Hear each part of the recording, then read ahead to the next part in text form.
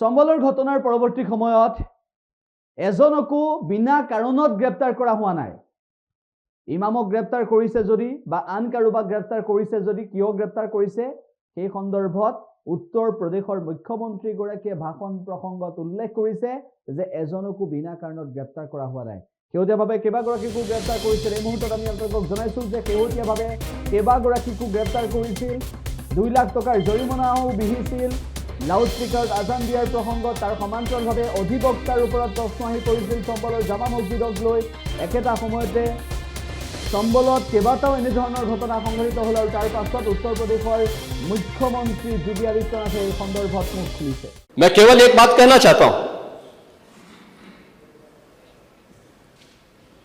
कि अगर संभल के बारे में हम जब बात करते हैं महोदय, एक लंबा सिलसिला है इस संभल का, और अगर मैं संभल की जब चर्चा करता हूं तो संभल में कैसे माहौल खराब किया गया वहां पे। ये संभल में दंगों का जो इतिहास है 1947 से ही प्रारंभ होता है। 1947 में एक मौत होती है। 1948 में 6 लोग मारे जाते हैं। 1958 में भी दंगा होता है। 1962 में भी दंगा होता है। 1976 में भी 5 लोगों की मौत वहां पर हुई थी, और 1978 में 184 हिंदुओं को सामूहिक रूप से जला दिया गया था। 184 हिंदुओं को हत्या हुई थी, हिंदुओं की हत्या हुई थी और जलाया भी गया था, और 184 हिंदू मारे गए थे वहां। 184। मैं वही तो कह रहा हूं ना, आप उस सच को स्वीकार नहीं करेंगे, आप उस सच्चाई को स्वीकार नहीं करेंगे। और लगातार कई महीनों तक वहां कर्फ्यू था। 1980 में फिर दंगा हुआ था, एक मृत्यु हुई। 1982 में फिर दंगा हुआ, एक मृत्यु हुई।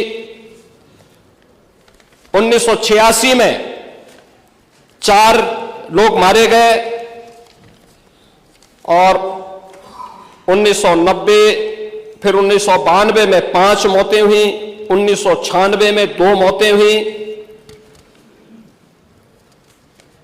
ये लगातार ये सिलसिला चलता रहा 1947 से लेकर के अब तक। 209 हिंदुओं की निर्मम हत्या वहां हुई है संभल के अंदर। 209 हिंदुओं की, और एक भी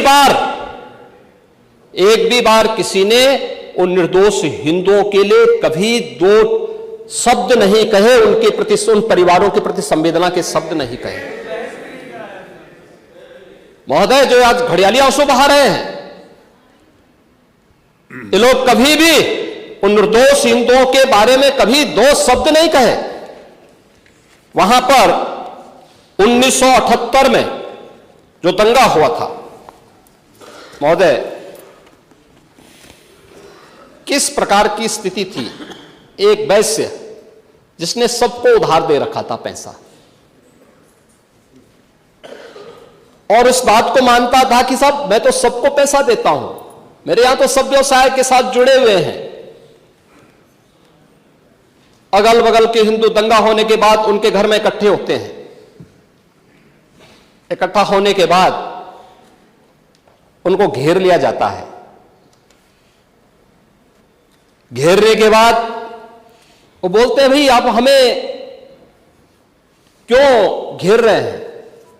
कहा जाता है, नहीं, क्योंकि तुम इन हाथों से पैसा मांगोगे, इसलिए उनके हाथ काटे जाते हैं, फिर उनके पैर काटे जाते हैं, और फिर उनका गला रेंत करके हत्या होती है। ये लोग सौहार्द की बात करते हैं। शर्म नहीं आती इन लोगों को सौहार्द के बारे में चर्चा करने की। 1978 से जो मंदिर आज निकल रहा है, 1978 से इन लोगों ने कभी खोलने नहीं दिया उस मंदिर को, जो आज बजरंगबली का मंदिर निकल रहा है। जो वहां पर आज 22 कुएं किसने बंद किए थे, इन 22 कुओं को भी वहां पे बंद किया गया। और वहां का माहौल इतना तनावपूर्ण किसने बनाया था? ये पत्थरबाज कौन थे? एक भी गिरफ्तारी बिना साक्ष्य के नहीं हो रही है। और याद रखना, जिसने पत्थरबाजी की होगी, जिसने माहौल खराब किया होगा, उसमें एक भी बचने वाला भी नहीं है, एक भी नहीं बचेगा। যিকোনো খবৰৰ বাবে যোগাযোগ কৰক 7099017330 লগতে 7099017110 নম্বৰত।